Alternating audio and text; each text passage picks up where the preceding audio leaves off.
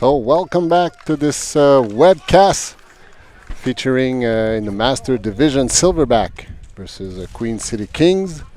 The score was 5-1 prior to that lightning delay, and Silverback has just scored the first point from the return of this lightning delay. So it's in with you, and I'm also with Nicolette. Hi. So Silverback now trailing 2-5 versus Queen City Kings. So the organization has decided that there is 50 minutes remaining to this game before the hard cap, and that halftime will happen when the first team reaching 8 points. So Nicolette, what do you think about the mental aspect of a lightning delay like that? We have been stopped for like almost an hour and a half now. Yeah. So teams has to really warm up again. So what do you think of an impact it can have on the game? Both teams look pretty in good spirits as they were doing their warm-up, and things look fine. In terms of the weather right now, it's actually quite similar to what it was previous to the thunderstorm. Wind is still blowing right to left on your screen, and it's actually still getting pretty warm. I thought it would cool down significantly, but it really hasn't. So let's see if it has an impact or not on this game. So Queen City King in possession, receiving the pull, getting out of their own end zone. There was a call. Was that a traveling call or I think pick it's a call? pick call. I do wonder if he was within 10 feet. That is an issue with pick calls. You have to be within 10 feet. And honestly, I'm not sure if he is. Regardless, the disc is in play. Nice movement by Queen City Kings. The stall gets higher. There you go. Nice reset. Giving a long option, but no throws. Yeah, And Queen City's looking a little bunched right now. White shirts going upwind right now.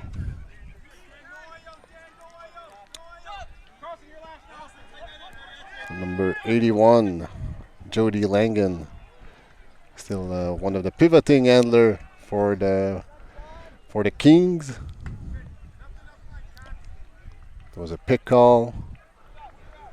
Some explanation happening right now. Still gentlemen's discussion. Alors nous sommes de retour de la période de pause due à une alerte suite à des orages qui ont eu lieu dans la région. On a arrêté près de 90 minutes. Alors on reprend le match qui durera encore pour 50 minutes avant la fin du match. C'était 5-1 avant l'arrêt. Et Silverback a inscrit un point rapidement pour réduire l'écart à 5-2. Silverback en chandail foncé. Queen City Kings en chandail blanc. The disc is back into play. Nice flow by the Kings. Attacking the end zone at the brick mark. Tiptoeing to make sure this disc is caught inbound. Nice pivoting. Good lateral movement. Great fakes. Oh, that leads to a point. So the Kings taking back a 4-point lead, 62.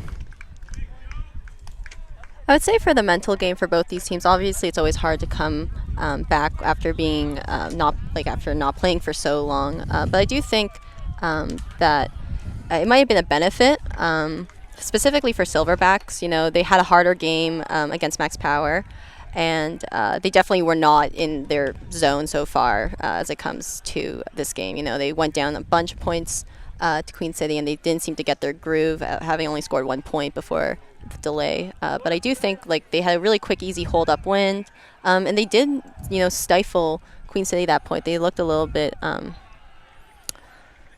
ruffled. So hopefully they get this upwind hold again. So we'll see no later than right now how the Silverback offense is responding back from this approximately 90-minute lightning delay. So of course it's this season, you got to expect that.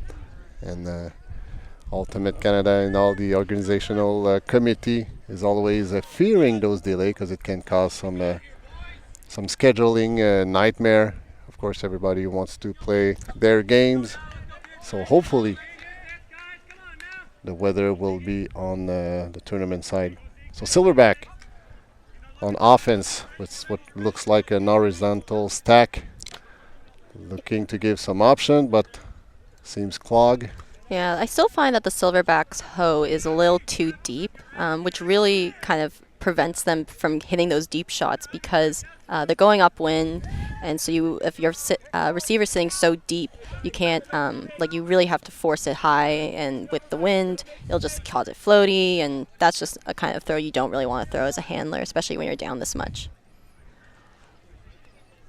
Oh, there's the bomb, a long throw. And it's being unfortunately, unfortunate. Unforced error. It was a great passing, and the disc kind of held in the air for a split second more than anticipated. Yeah, he was definitely trying to prove me wrong.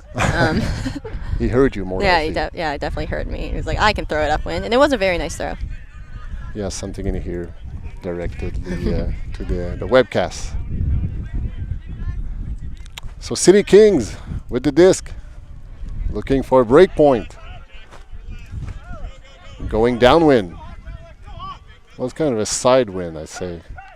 Kind of hard to tell. Yeah, it's kind of shifting a little bit, so it's mostly right to left, but it is coming towards the camera booth as well. Nice lateral movement. Hard to defend. Nice pivoting. Oh, a little bump here. Yeah. Obviously a foul call. Uncontested. City Kings threatening about 15 yards shy of the end zone. Looking for their 7th point of the game. A little blady, but too short. And it's a turnover. So Silverback O-line having another opportunity to score and to kind of manage the damage so far. Yeah, those are definitely the kind of throws you don't want to throw in this like upwind downwind situation. I just find blades just come in super fast and will come even faster on that downwind side.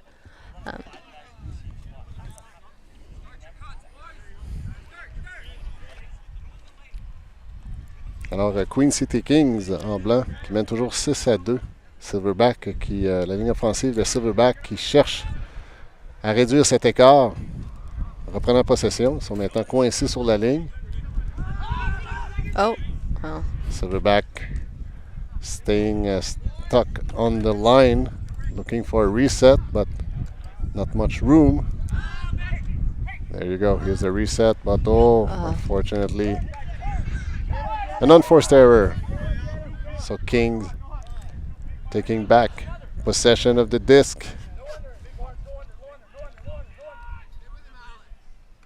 Nice cut in. Number 33, Albert, not Albert Tam, but Greg Hazel. The long pass, and it's being completed. That's 7th good. point of City Kings, leading now by 5. Yeah, I believe that is their 4th break of the game. I'd say they're third. Third? break. Okay. Does it make sense? No, they're 4th. You were right. Oh, good. Good. I can do math. Obviously better than me.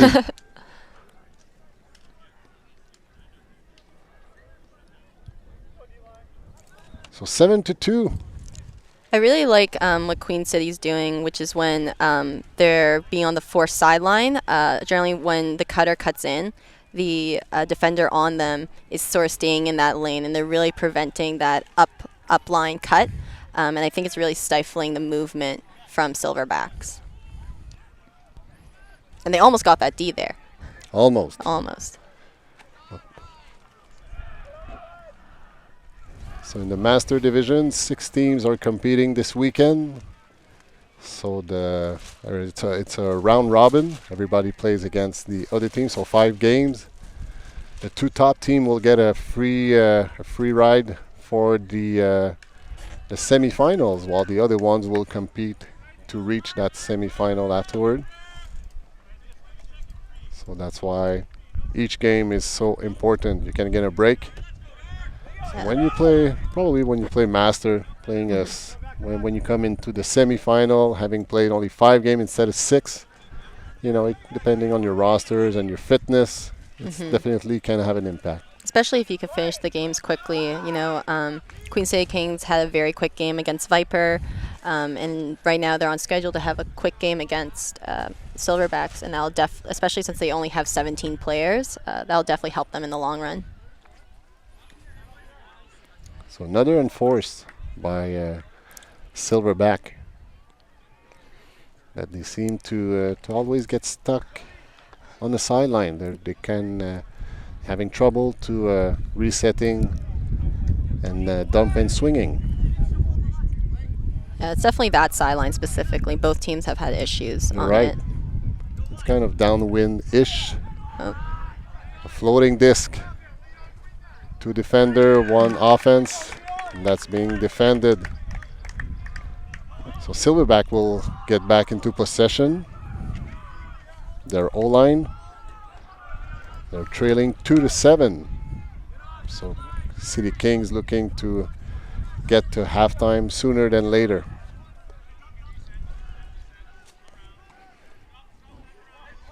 So we still have about 40 minutes into this game. Lots of ultimate to be played. Now we're seeing some kind of a flow from Silverback, but unfortunately that disc just tipped out of number 2, Brian Capelin.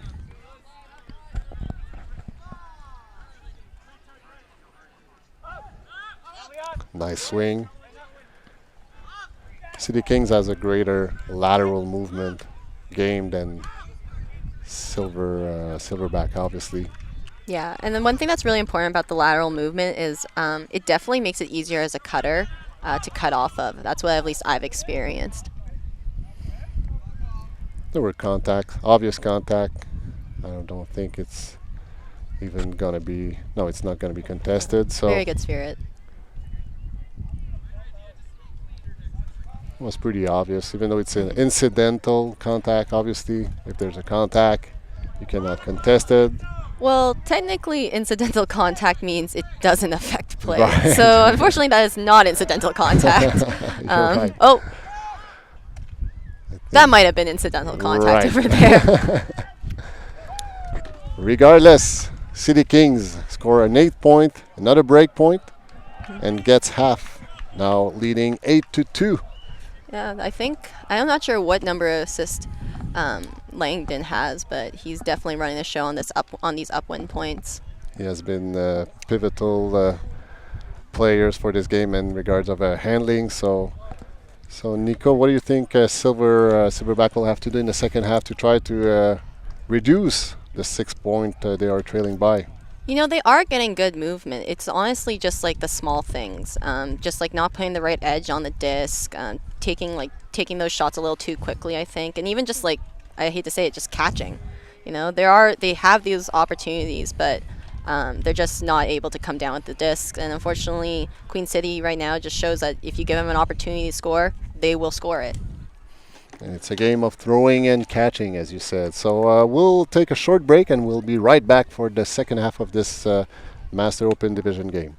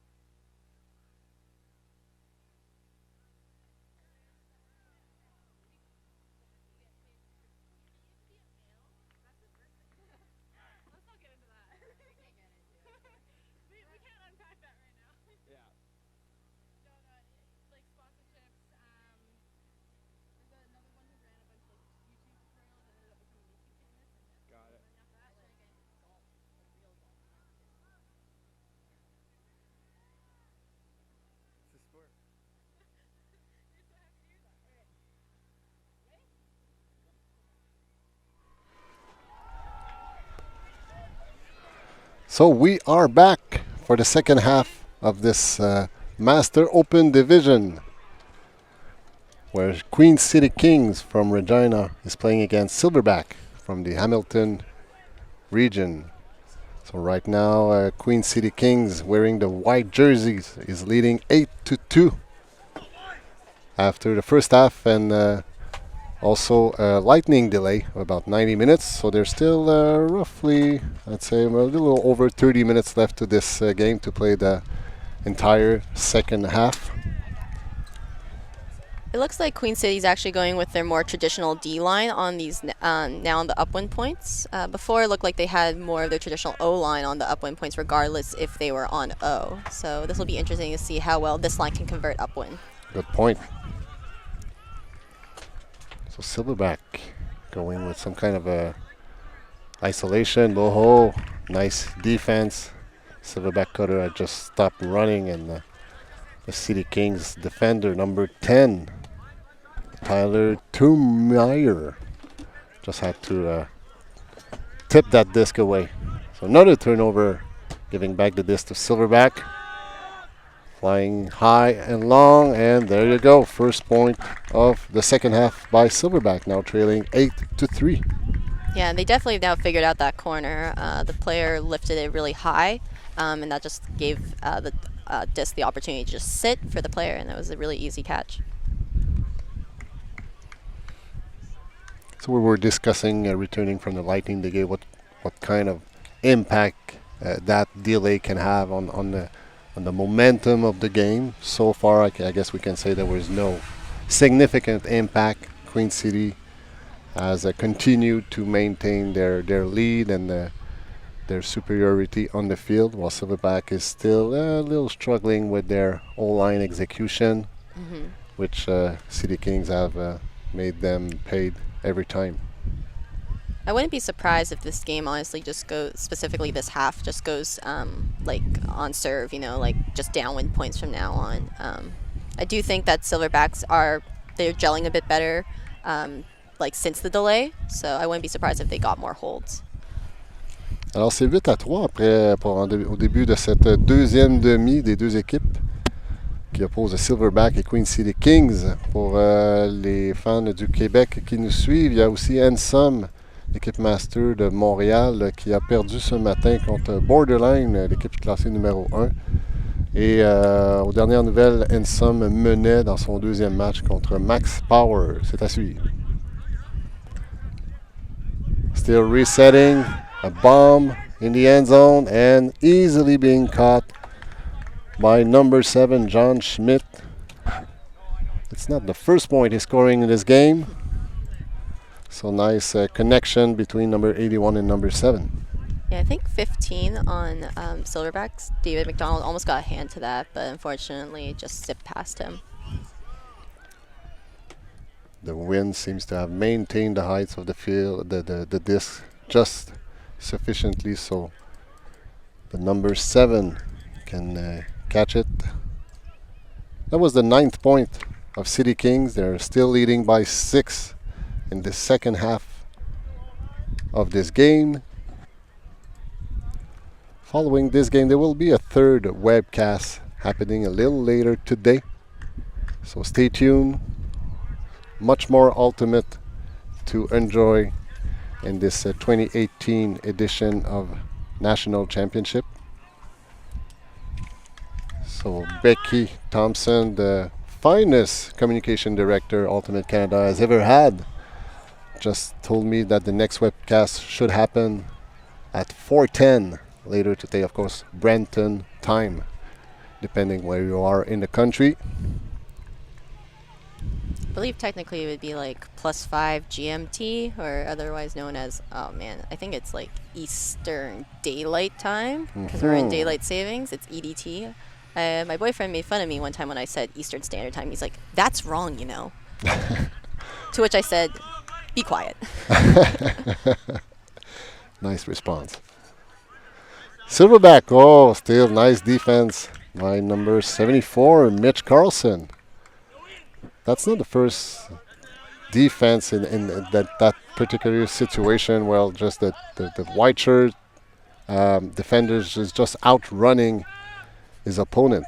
Yeah, 33 is just like everywhere on the field. You know, once he sees a turn, he's immediately gunning for the end zone, and he has throwers who can hit him there. Yeah, and Mitch Carson enjoying a double happiness, making the D and scoring the point.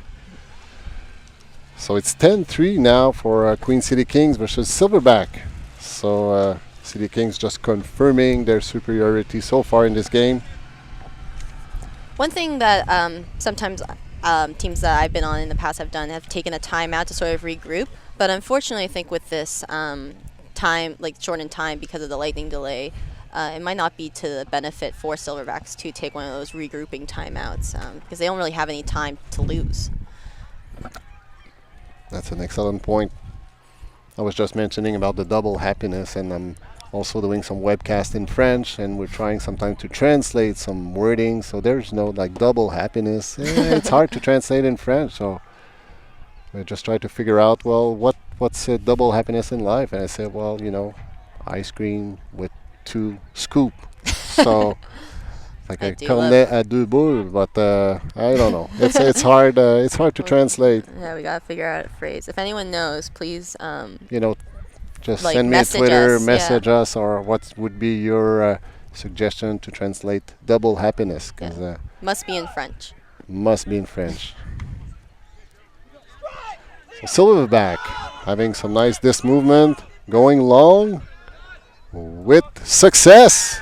I'm not sure that was the target, but anyway, that's the point. So it's 4th point for Silverback. Yeah, that was a great rundown. I don't believe he was the intended receiver, but it doesn't really matter when your own team catches the disc. At this point, every completed pass is a good pass. So regardless if it's not that was not the designated receiver. Anyway, it's a point for Plus Silverback. It's upwind.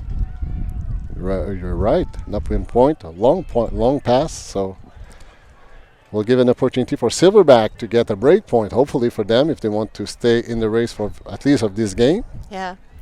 One thing they were telling me is that they have like full confidence within their team, so they really do want to use their depth.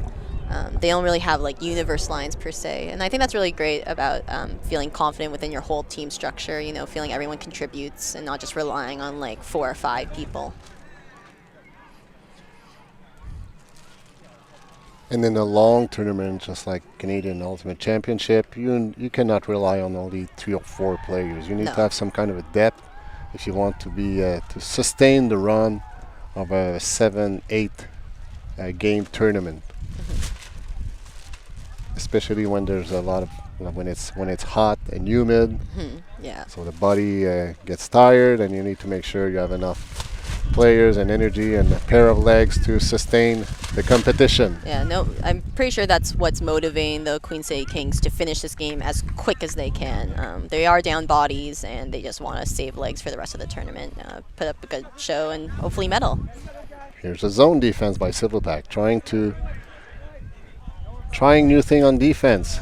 They haven't had much opportunity to play to start on D during this game, but they're trying a zone defense, which I believe is a good decision considering the gusts of wind we are experiencing right now. Yeah. I'm not sure how popular it is in Masters, but at least in Open, I find that zone is not very common. Partly because there are like amazing throwers, and zone generally doesn't disrupt them. But it is always a good idea, I think, to throw it. Just maybe you get some confusion, but it looks like Queen City is handling this very easily. When I was watching some webcasts in the Worlds that were held in Cincinnati, I saw a few European teams who were playing zones, but they were playing the zone up until the end. Like they were living and breathing and dying with their zone defense, for better or worse. Sometimes it worked out, and it kind of makes in North America, I believe in general, you play zone about the first 2/3 of the game, the field, and after that you transition to a man-to-man defense. So yeah, very true. The only team I can say that regularly runs zone when they're in the end zone is the DC women's team, Scandal. They have thrown zone on us in the end zone many a time. That's an unfortunate turn, though. that great. They have found the holes in that zone, and unfortunately, the last pass was not completed. Trying to bomb it, but it's, I think. From my perspective, it looked very clear that the D got there first. He did have the position, but we'll see what the observer says probably. My perspective also, definitive D on that. Let's see what the observer says. So in case of a tie, the offense keeps possession, and the ball. Obviously, the observers has a better positioning than us. Yeah. So here's a hammer, and here's the break point by Silverback, scoring a 5th point, now trailing 10-5. First break for them, so good job. So their zone, the defense, somehow, some way, had driven some results. Yeah. So let's see if they can repeat that for a second break point in a row. I do wish that that whole like contested catch thing, it would just go back to the thrower. I know that's the rule in whiff diff, and I think it's just more fair. You know, sometimes you really don't know who got there first, and so it's like offense still retains possession, but they just don't retain it at the point of the catch. I feel like it's a good compromise, but yeah, I totally agree with you. I guess we'll see in the near future some evolution of the rules. Yeah, also, 12th edition's coming out soon. So I know with the I've been following the AUDL, and there is this rule where if you call a timeout, you can change your whole lineup. And it for resets a timeout. the stall. And it resets the stall. Yeah, so it's a big game changer. you know, it can be, and it's right now the timeouts are being called, and there is things maybe we can leverage out of the AUDL rules. I know there's a lot of difference between the two circuits, but maybe if you can look at what's happening on the other side, there are things to be learned. Anyway, we'll see in the future what's happening. In the meantime, Silverback with a great pull. I will say that the pulls from both teams this game have been quite excellent, I would say. They're always in bounds, and for the most part, they're very deep. Oh. It was a nice decision, but it was a foul on the throw. So Jody Langen, again, he had quite an impact on the City Kings game so far. Attempted a backhand bomb for his receivers, but there was a foul. I think one thing you can tell with Queen City Kings is that they're a team that knows each other very well. They've actually they started together in 1999. And they were telling me that they were hoping a sort of younger generation would continue the team as an open team.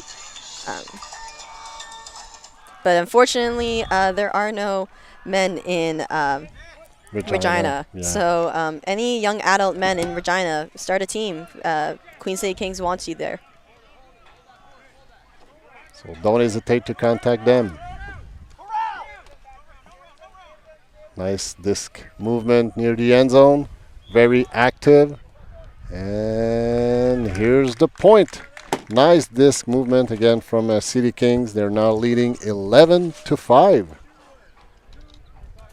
So you see that in the last 5 passes, there was not even a stall that was counted. They moved the disc so quickly. So Silverback had no answer to that.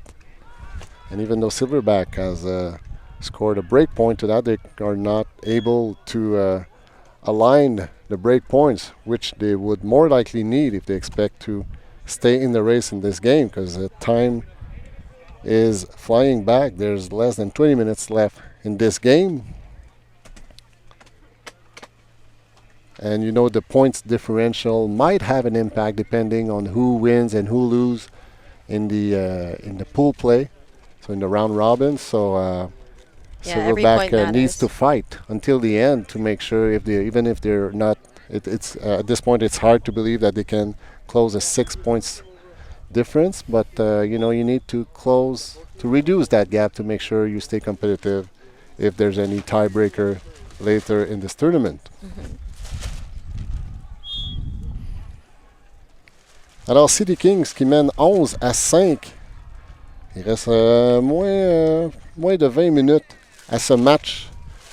Et comme nous le disions à l'instant, même si une victoire de Silverback à ce point-ci du match est très très peu probable, ils doivent continuer de se battre pour réduire l'écart, puisque cet écart pourrait avoir un impact advenant un bris d'égalité selon les victoires et les défaites des matchs à venir. Donc ils se doivent de rester compétitifs et de réduire, d'inscrire, de mettre des points au tableau. Silverback cutting from the back in, gaining some yardage, sticking on the sideline. It's floating and being caught. A little bump, well, accidental bump. So everybody's safe, no one is injured, and still Silverback scores a 6-point, now trailing 6-11. So the wind is pretty steady so far since we have been back from the lightning delay.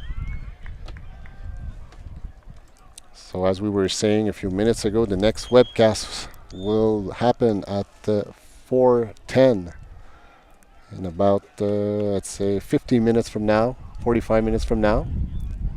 Becky and Nico will be your host for this one. Yeah, it should be a good game. It's between Alberta Flatball Club and Grand Trunk. In the open division. Yeah, that'll be our first open game of this adult CUCs. So 20 minutes until hard cap. Still time for City Kings to close the book at 15. But let's see how Silverback resists to that intention. Once again, beautiful facilities here, all the fields, the lineup, the tents.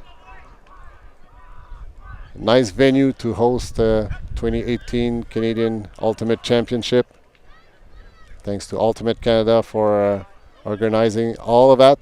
There's thousands of hours of work and thousands of hours of volunteering for many people, so thanks everybody. City Kings sticking on the line, but now threatening to score a 12-point on the doorstep of the end zone. Little blade, and there you go. A 12-point for the Queen City Kings, now leading 12-6. I always love a good blade in the end zone. And you got to be careful because the wind that goes sideways, it just pushes your disc away. But that was so you need to be aware of that. Make sure you may put enough spin into your blade. But great execution once again by Queen City Kings. I will also say I felt like that was probably the Silverbacks best defense I've seen so far. They were so close, that bit on the sideline, and everyone was covered. Just it's hard to stop nice throws. You're right.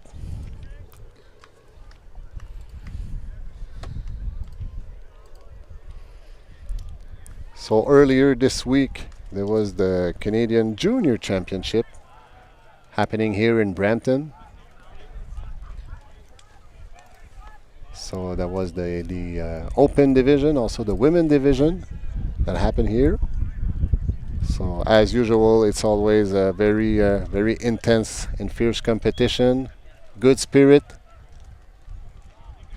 and always a good experience for those young players, very dedicated to their sports, learning their sports, how to manage a 3-day competition. For some of them, it's the first time they are going away from home to play a sports, staying with their friends. So quite a ride for those young players, but very I guess it drives tons of good memories. I unfortunately had not the opportunity to play when I was junior, but I'm sure that I have good memories of the sports I was practicing back then, and the first tournament I've attended. I didn't sleep at all the night before. Sounds standard too when you're excited. A junior. So, but still, remembering it after a few years back.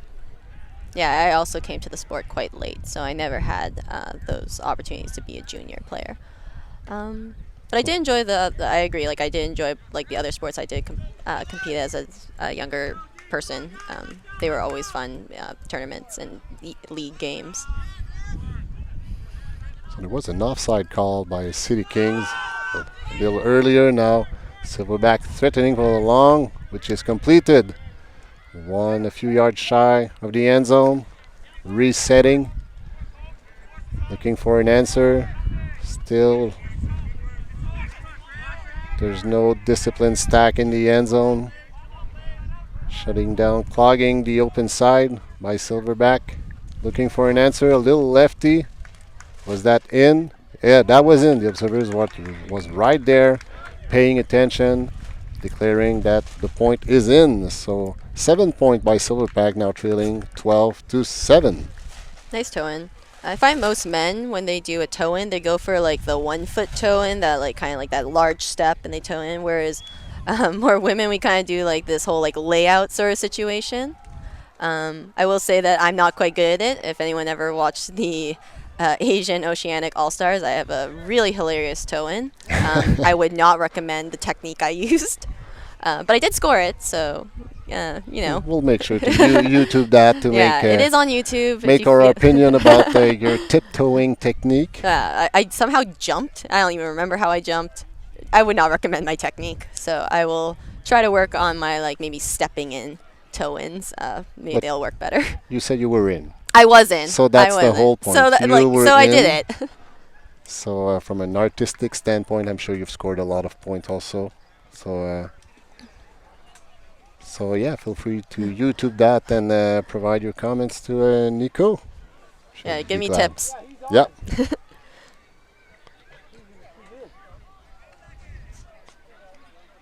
About less, I believe, than 15 minutes to hard cap. City Kings receiving the pool at the brick mark. Doing some kind of a horizontal stack. Nice cutting in. Ooh. Oh, an opportunity. The disc is floating. It's being caught. A little bump on the mark. A little lefty. It's being caught. Was that in? Yes, says the observer. So 13 point by Queen City Kings, leading by 6 points. Right now, 2 points away from the game to 15. That was a great cut by the scorer.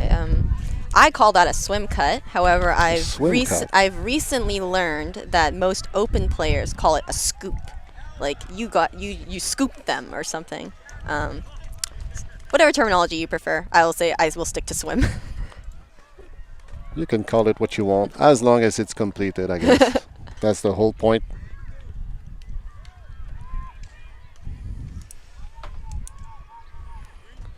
So time is running out now for Silverback. Alors le pointage est maintenant 13-7 pour Queen City Kings. Il reste environ une quinzaine de minutes au match. À moins que City Kings inscrivent 2 points, ça rend à 15, ce qui mettrait fin au match automatiquement. On rappelle que les matchs sont au temps limite ou encore première équipe qui atteint 15 points. Alors, on est ici à Brampton pour le championnat canadien édition 2018. On regarde un match de la division Master Open qui oppose Silverback de Hamilton à Queen City Kings de Regina. Et il y aura un autre webcast qui se tiendra à compter de 16h10, heure de l'Est, qui opposera 2 équipes de la division Open, à savoir Alberta Flatball qui jouera contre Grand Trunk de Toronto. Soyez des nôtres, ça serait avec Becky et Nico. Vous aurez le privilège de les suivre et de vous décrire ce match. So nice momentum here, but unfortunately it was deed. Yeah, I think that was just a poor decision. Like he was covered. There was actually another player in front of him as well. It definitely was like a tight throw, and unfortunately there wasn't a lot of spin to it. And I also don't think the receiver was expecting it. Sometimes you get overexcited with your little give and go, and these things happen. So it was kind of a double mark there. Yeah, it's kind of funny. I was watching a video about one like a great thrower, Jenny Fay, was talking about it, and she was Hmm. sort of saying like it's sometimes harder to throw without a mark because you just like have so many options, and you're like, which option do I take? Hmm. Interesting. Yeah. So Silverback back into possession. Still passing and running. Great opportunity, but it was a pick call, I believe. Too bad. Well, sometimes it's suspicious when an offensive player is too, like it's suspiciously too alone by itself. Yeah. You can suspect that it was a pick call. Yeah. It is very crowded. They really like that whole like cramming up the sideline technique. I mean, it's been working for both teams, so I can't fault them on it. But yeah. Still going back to the world when we saw the Colombian women team. I've been taught and I've been playing. Try to give some room to the handlers, and don't cut too close to the handler. But the Colombian women team, they are just abusing and taking advantage of those 2-3 yards long passes, but being super active also. Yeah. So that was great to see, and they made it to the final. They unfortunately lost in the final. Yeah, it was a But disappointing loss. I believe they have beaten like two big American teams during the tournament by just like pure athleticism and great handling skills. So it's interesting to see how the sports evolve, in Canada, North America, but also elsewhere in the world. Yeah.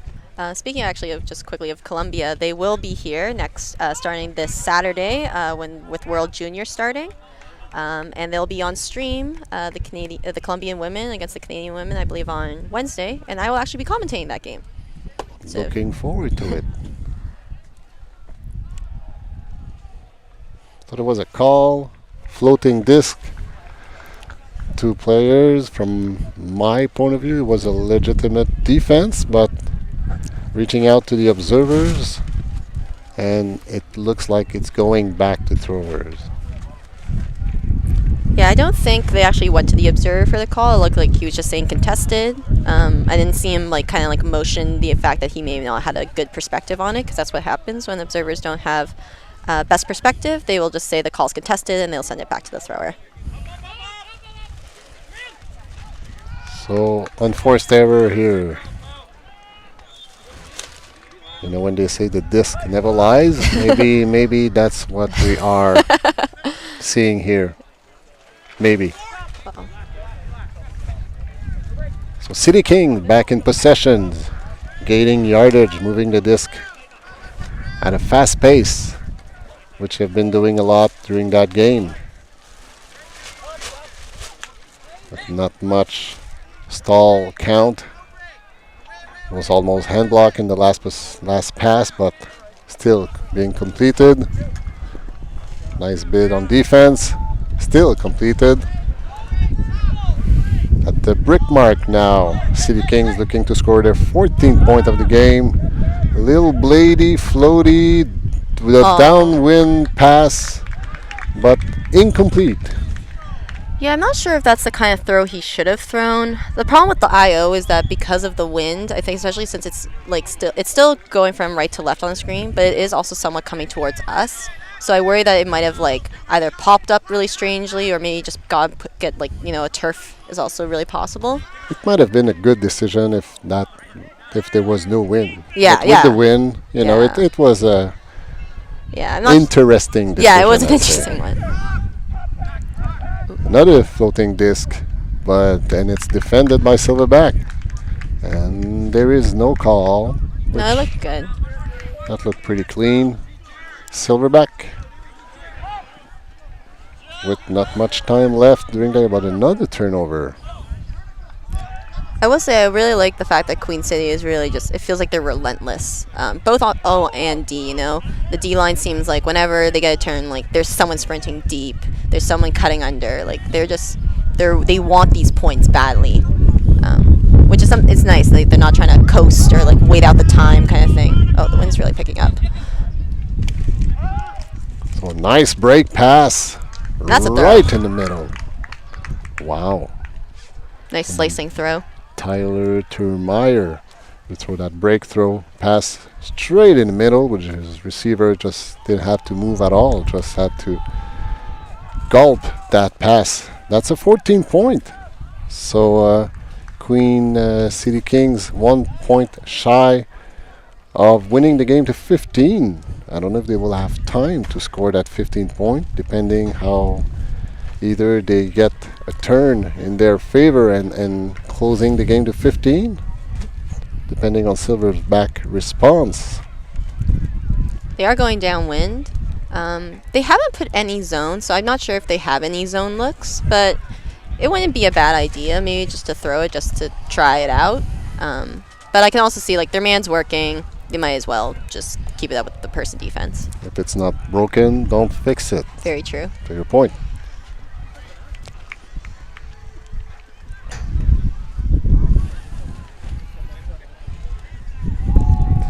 So let's see, waiting for City Kings pull. Jody Langid with his hands in the air, throwing a nice backhand pull, floating, going deep into the opposition's end zone. Oh, and that's a floater, but no danger here. So there's really gusts of wind now, intense wind. So it's kind of a zone-ish defense. And Silverback, there was two receivers there. And the intended receiver is not the one that has caught the disc, but still. It's always good to have a backup. Aaron Lewis, I believe, has caught that point.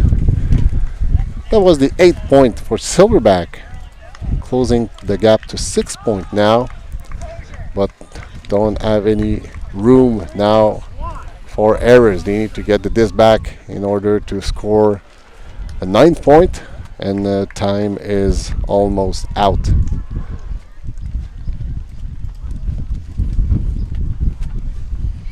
So as we mentioned earlier, there is the next webcast will happen in about 30 minutes from now, and will feature two teams from the Open Division. So Alberta Flat Club from obviously Alberta, but from Calgary, if I'm not mistaken. And the other team will be Grand Trunk. I think Alberta is Edmonton. There's another team called Whiskey Jacks. I believe they're Calgary, but I'm not 100% sure. Oh, I am right. Becky gave me the thumbs up. So, I'm 2 for 2, Atia. 2 for 2.